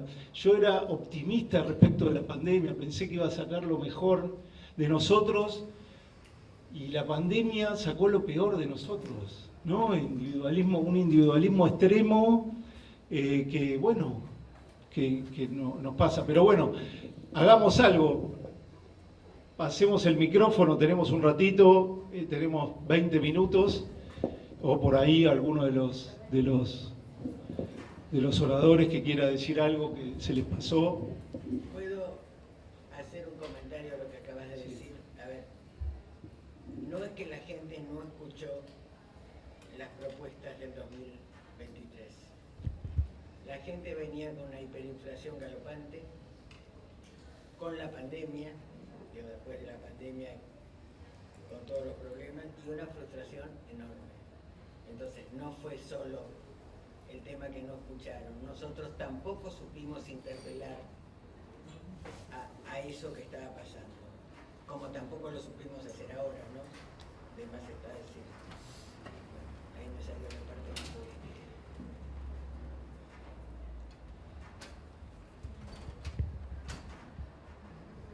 Nadie está angustiado con lo que está pasando y pensar, no sé, digo. No, yo hago un comentario, digo, entiendo lo que vos decías, de que tenemos del desafío que tenemos de sociales. Yo digo, no podemos reformar el plan de estudios de sociología hace no sé cuántos años, y vos querés que nos pongamos de acuerdo sobre una propuesta para toda la sociedad. Ojalá, digamos, ¿no? Que si logramos reformar el plan de estudios de sociología, es capaz que recobre un poquito la fe en la cuestión comunitaria de sociales. Pero digamos, allá de la ironía, me parece que hay algo respecto de lo que decía Ana, que lo que decía Marta, que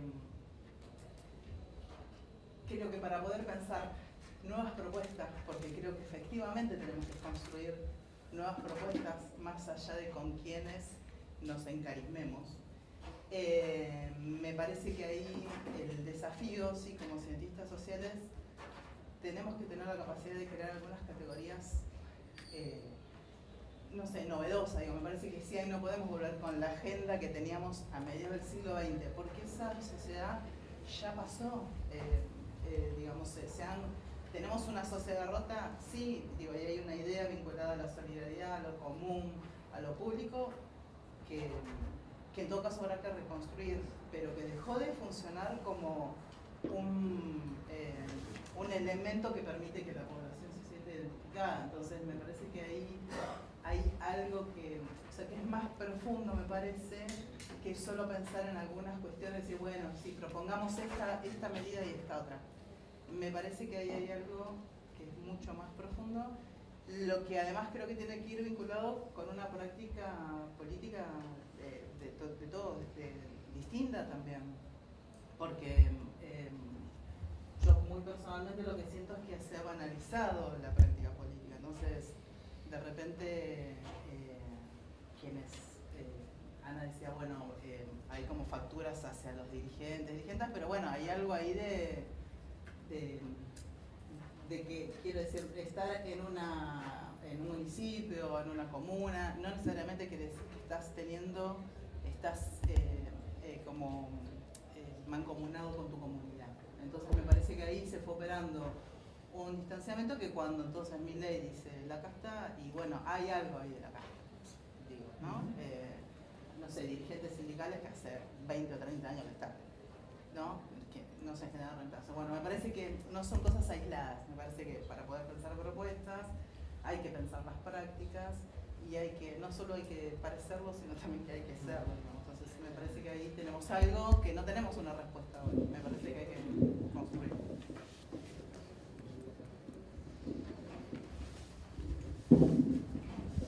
Sí, acuerdo con eso. Yo cuando pensaba en la cuestión de la propuesta, yo decía cómo se articulan primero las demandas, porque ese es un problema, que vos decís, no es una cuestión solo de que digamos, cómo se articulan demandas de actores, de demandas, si se fijan ustedes, las leyes de insistencia, las que lograron las familiares de discapacidad que lamentablemente no tuvieron, pero hubo una genuina articulación de intereses ahí, digamos. ¿Qué? Pusiste cara, Darío. Y me parece que con lo del Garrahan pasó algo así, pero que cuesta, a diferencia de otras etapas, que uno decía eran propuestas minoritarias, difíciles o utópicas, pero no está clara cuál es la agenda en algunas áreas, digamos, cuál es la agenda que vos tenés para el futuro. Y me parece que eso también exige otro tipo de escucha, incluso previa, pero digo, como una cuestión de búsqueda política en la cual, y eso no lo va a hacer la dirigencia, digamos, o sea, lo que tiene, y qué va a hacer la universidad, por ejemplo, en esto. Yo no creo que no creo que la universidad tenga que ser la que proponga el modelo societario, porque no querría que lo haga solo la universidad, sino en el marco de una articulación mayor de actores, pero lo que es cierto es que la universidad tampoco es que ha propuesto líneas alternativas que han sido desoídas por las líneas dirigenciales, digamos, en términos de modelo productivo.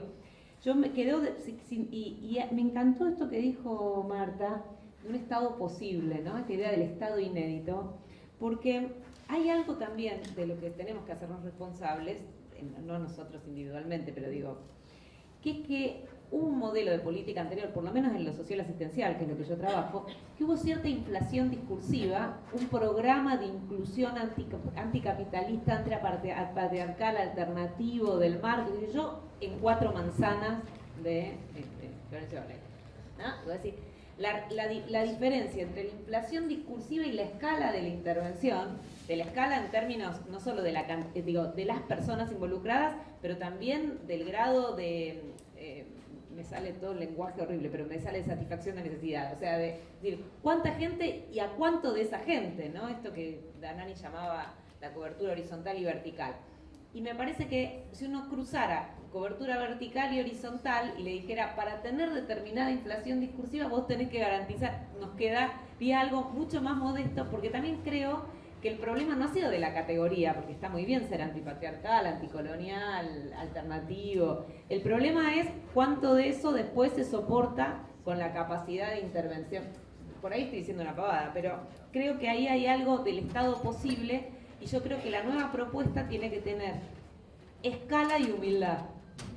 Digamos, escala y humildad, porque me parece que necesitamos escala porque tenemos problemas que son muy masivos, y hay algunas demandas a reivindicar. Por ejemplo, hay una demanda que tiene socialmente validez, que es la demanda en salud mental. Muchas personas creen que está mal entregar alimentos, pero creen que está bien tener asistencia psicológica. Estoy diciendo, o abordaje en consumos problemáticos. Esa es una demanda que no está articulada en términos de propuesta, pero es una demanda, y lo escuchás. Yo cuando empecé a ejercer en el siglo pasado, derivar a una persona, sobre todo si era varón, un servicio de psicología, era dificilísimo, había que hacerlo con un cuidado, la gente se ofendía. Hoy todo el mundo demanda derivación a psicología en las instituciones. Bueno, estoy diciendo un ejemplo muy menor, pero digo, ¿cómo hay que pensar la articulación de nuevos modelos de intervención estatal que den cuenta de nuevas demandas, de este Estado inédito, con escala y humildad en sus búsquedas? Porque también es cierto que, viste, los mega... Y que tampoco cabría tirar por la borda todo lo logrado. ¿Qué sé yo? La ESI es un montón. No, obvio.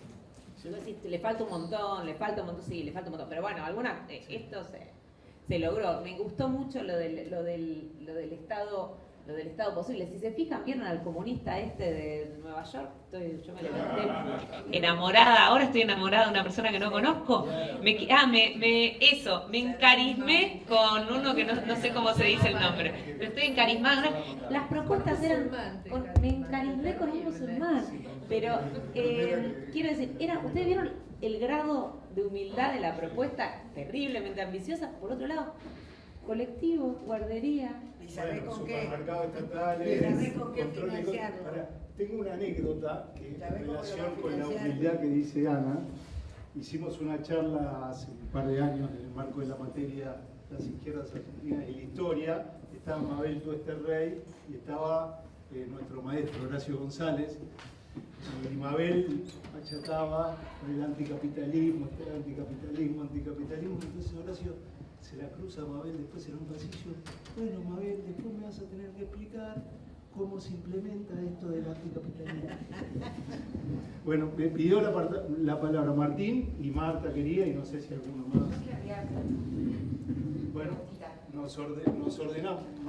¿Vos, Marta, o primero que le damos a Martín y después a Cecilia? No, que hablen todos y yo Bueno. después.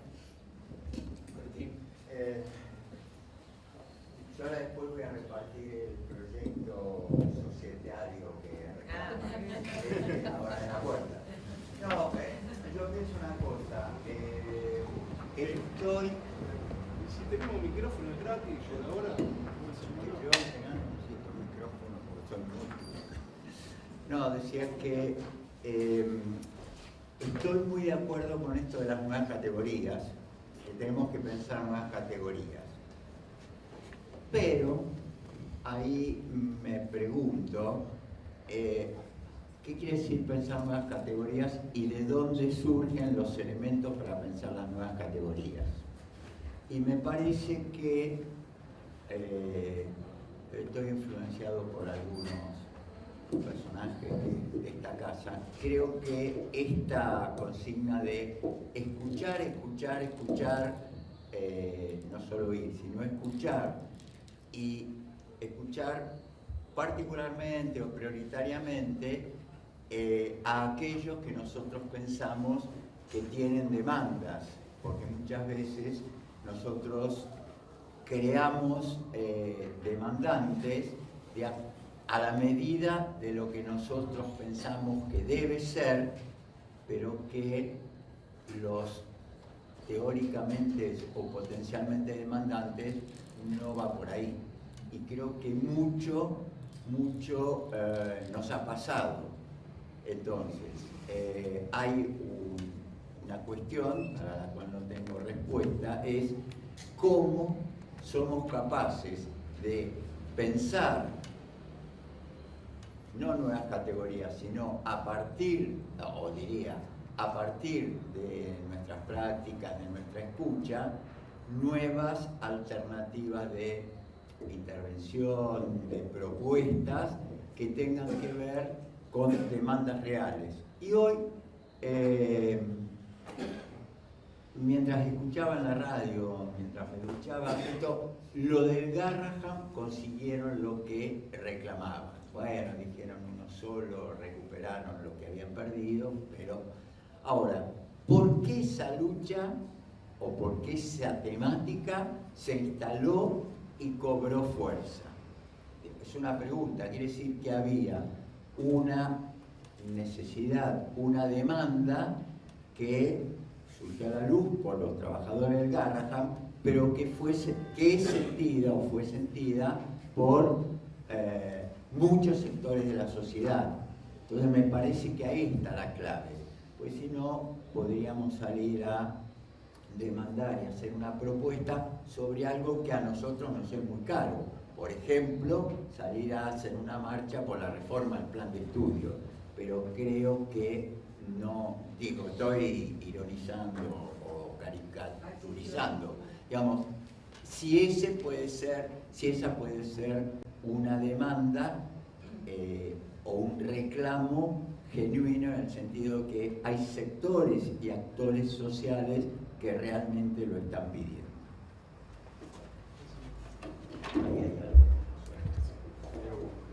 Gracias, Martín.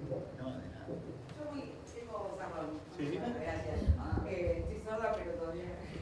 No, muy cortito y muy en el sentido de lo que plantea Martín en su pregunta, porque yo pensaba esto, si lo que tenemos que hacer es esto, pensar en nuevas categorías, por supuesto es un desafío, y Martín me parece que es interesante porque lo plantea en términos, yo diría, metodológicos, y no sé por qué, ¿no? Cómo interpelar, cómo dar cuenta o ser receptivos de esas demandas. Yo pensaba más bien, y es una pregunta, si no tendríamos que, en alguna medida, volver a plantear viejas consignas con nuevos modos de llegada. Y estoy pensando particularmente, y conecta con lo que decía Ana, el nuevo alcalde de Nueva York, que tiene que ver con el programa de López Obrador.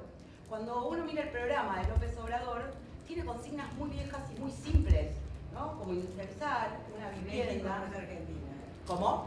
México no es Argentina, por supuesto, o sea, son lugares de partida diferentes, lo mismo que Brasil, ¿no? Nosotros siempre estamos, bueno, es un tema súper problematizado, se mira a Brasil como gran crecimiento, México como gran crecimiento, nosotros siempre estuvimos arriba, con lo cual es muy difícil de medir, ¿no? Entiendo que va por ese lado.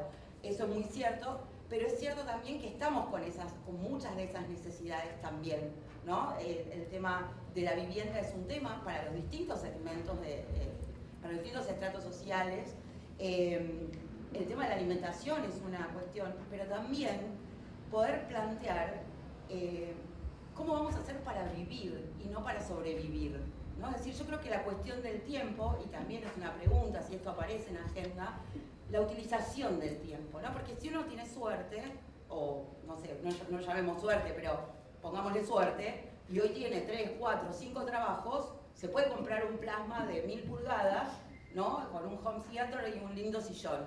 Pero cuando llegó a la casa, se duerme y no puede mirar ni una película, ¿no? Digo, parece una pavada lo que estoy diciendo, pero me parece que la calidad del tiempo, el tiempo para vivir, tiempo para disfrutar y no solo sobrevivir. Y creo que ahí, capaz, no sé, es una pregunta si no habría que volver a consignas como muy simples, que fueron consignas en algún momento, traigo lo de López Obrador como ejemplo, y en todo caso también es una forma de comunicar, pero claro, para eso habría que tener un programa, supongo. No sé, es una pregunta. No, yo como soy peleadora, me voy a discutir con todo lo que plantearon. No. Un comentario parcial a Sandra. A ver, pero esto porque lo tenía y como fui cortando. A ver, pero este es un tema que me compete a mí, que soy del mundo del trabajo, y es la percepción sobre los sindicatos.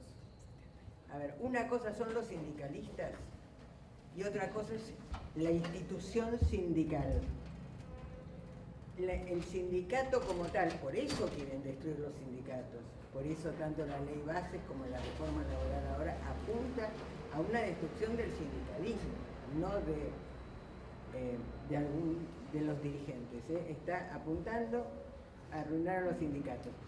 ¿Por qué? Porque es la única institución que trabaja sobre el colectivo de los trabajadores y no sobre lo individual. Después, quién, cómo, me gusta este, no me gusta el otro, digo, es un tema también interno al movimiento obrero, digamos, claramente. Esa era una pelea personal. La otra, más general, con Decí que respecto nos a tenemos todo que ir, esto. porque tenemos otra actividad.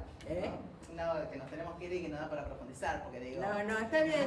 Vengo otro día, dale, ahora que termine 2 días seguidos a Santiago del Estero, viste, ya puedo... No, el tema es, a ver, Ana tomó lo del Estado posible, pero el tema es cuál es el proyecto de país que queremos. O sea, porque no, el proyecto de país y las cosas no es solo respondiendo a las demandas parciales o puntuales. Lo del Garrahan, porque era relativamente barato, porque lo de discapacidad ni con el veto, aflojaron, digamos, el presupuesto de universidades ni hablar. O sea, a ver, el tema no es solo el proyecto, que uno puede hacer muy lindos proyectos, cómo se sustenta y cómo ir articulando las distintas demandas, ¿no? En distintos niveles, porque hay demandas parciales, hay demandas más sectoriales, qué sé yo. Esto me parece como... No, y le quería decir esto porque recién venía con esto que tuve tanto tiempo en el auto, escuchando cómo piensa financiar el tema del transporte gratuito, política de cuidados hasta los 5 años, financiado por el Estado. Después vemos si lo puede hacer o no.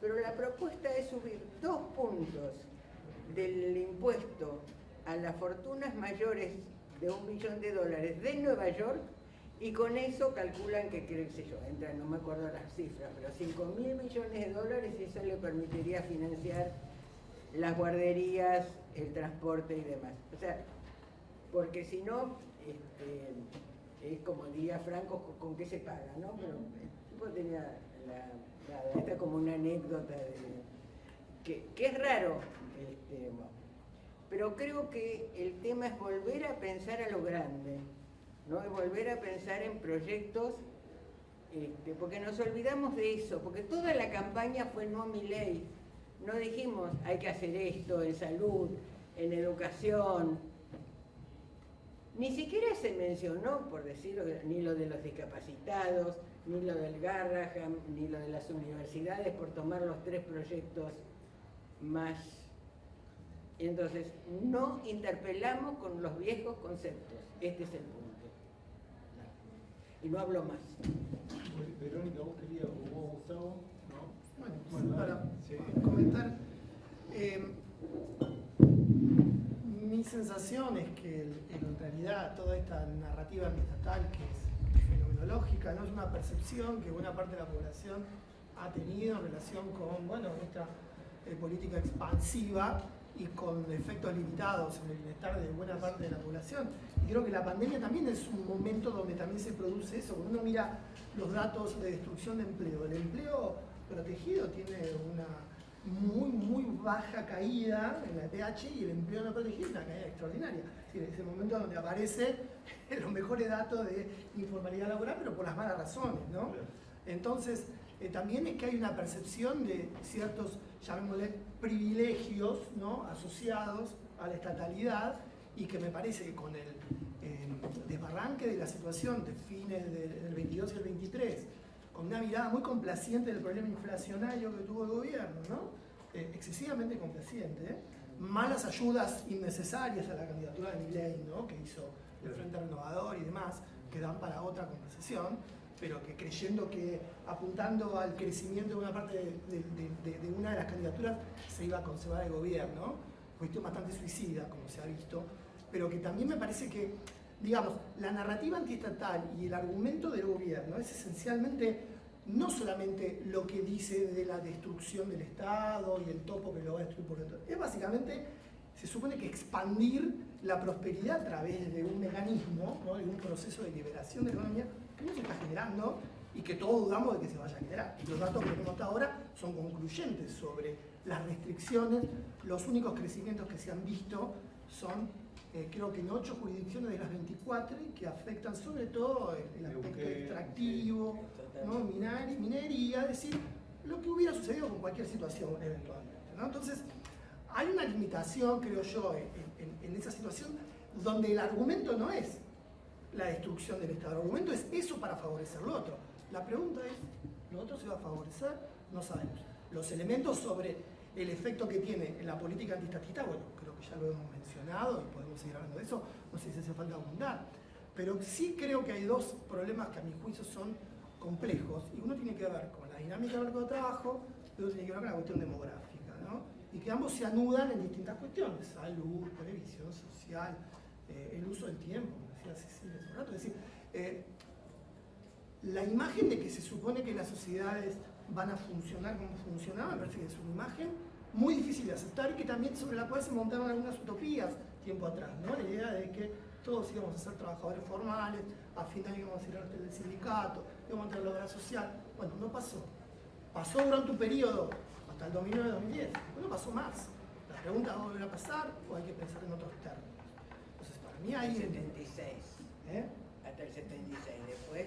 No, seguro. Se recuperó pero un quiero poco, decirte, esos 8 o 9 años donde se crearon 2 millones y pico de empleos, si fueron extraordinarios, pero también mostramos sus restricciones. Entonces, y la cuestión demográfica que afecta a los animalitos, ¿no? Es un montón de cuestiones, ¿no? La organización del sistema educativo, no sé, es muy largo el tema, ¿no? Pero quiero decir que también me parece que más allá de las utopías que podamos construir, me parece que tenemos que tener buenos análisis, si es posible, para comprender lo que está pasando.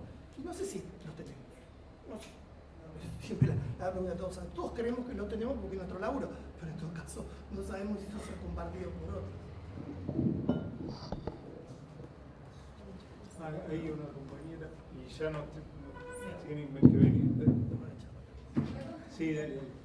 Buenas tardes, me llamo Ana Elisa Correa, soy de Brasil, entonces perdón por mi español. No se escucha, si querés venir acá adelante.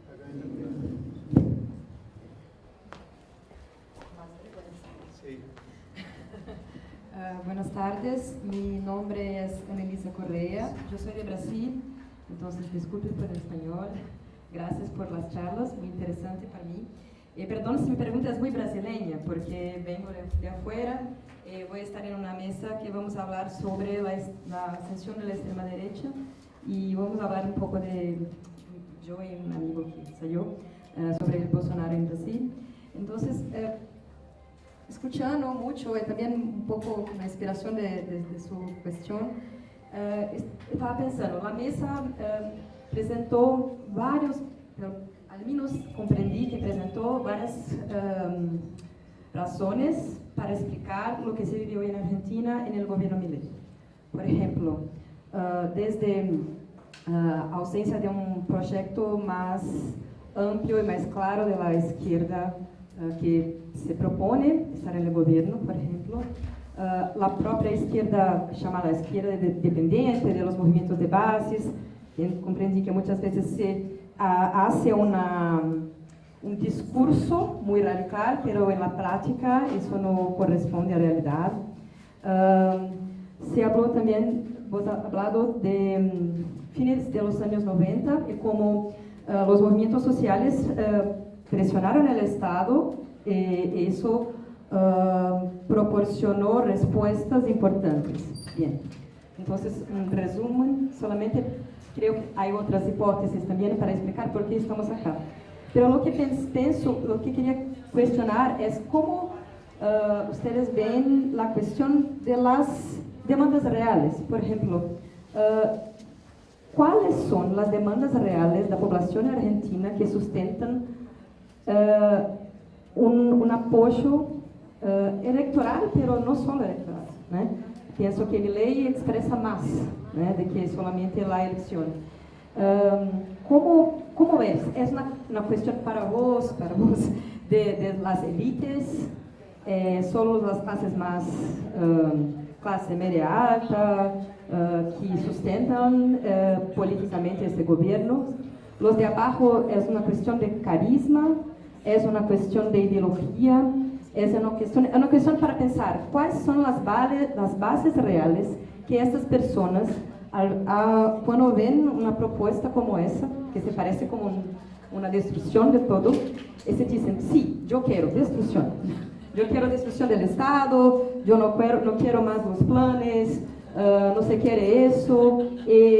¿Cómo se puede explicar? Porque esa es una cuestión para nosotros en Brasil. ¿Cómo explicar personas que supuestamente están eligiendo una cosa que es contra ellas mismas, que son la negación de su propia realidad, porque no son de las élites, no son de la clase media. Yo quería saber eso, si tienen, creo que no hay una sola respuesta correcta para eso, es muy difícil, yo sé, y perdón por eso, pero es una curiosidad de pensar cómo que se está pensando esa cuestión acá para comprender Argentina, porque nosotros tenemos hipótesis que queremos discutir con vosotros sobre Brasil, pero sobre qué es el bolsonarismo, esa expresión en Brasil. Entonces, un poco para un diálogo. Gracias. Yo no tengo que ir a la mesa que empieza, empezó a las 7, perdón, me van a enviar a Sí, nosotros también.